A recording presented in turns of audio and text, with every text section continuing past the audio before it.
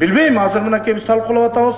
Бизге айтты, кеңешме жазып келген долбоордон сунушуңар кирбей калышы ыктымал, ушуну только референдумга алып чыгып бересиңер деген сөз болуп атат.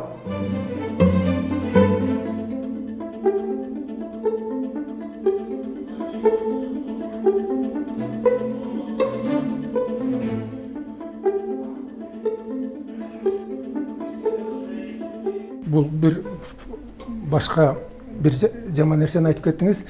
Жогорку кеңеш унчукпай калды, өзгөртүү киргизсе болот, унчуккан жок деп. Демек, эгерде ушул конституция менен кетчү болсок, өзгөртүү киргизе албасак, анда чоң каталар менен кетебиз.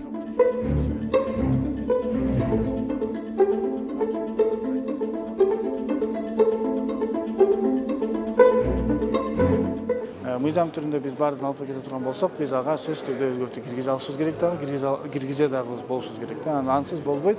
Мен ойлойм, анда биз жактан туура эмес болуп калат. Анан алар деле мындай 100% идеальный болду деп айткандан биз алышпашыбыз керек. Анткени сөзсүз түрдө мына биз жана көрүп аткан үчүнчүлөр бар экен. Ошолорду биз өзгөртүүгө киргизгенге бизге мындай толугу менен шарт болуш керек да. Биз аны кылабыз.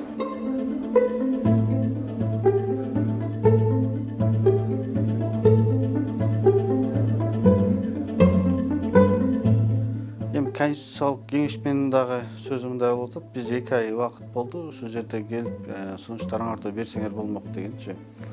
Анан биздин айрым депутаттар ал менен макул эмес. Биз бу жерде жогорку кеңеш, конституциялык орган, биз да өзүбүздүн сунуштарды айтабыз деп айтып атышат. Эми тарых үчүн болсо дагы сунуштарын айтып калышат. Калганын өзгөртүп киргизеби, киргизбейби, ошо конституциялык кеңешменин өздөрүнүн ошо жоопкерчилигинде.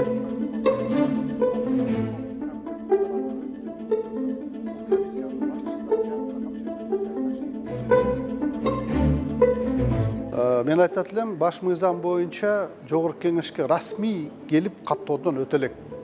Бүгүнкү күндө конституциялык кеңешменин долбоору иштеп чыккан, коомдук талкууга коюлуп, коомдук талкуу бүгүнкү күндө жүрүп жатат. Жогорку кеңешке расмий катталып киргенден кийин конституциянын долбоорунун мазмунуна жогорку кеңештин өзгөртүү кирүү укугу жок болот.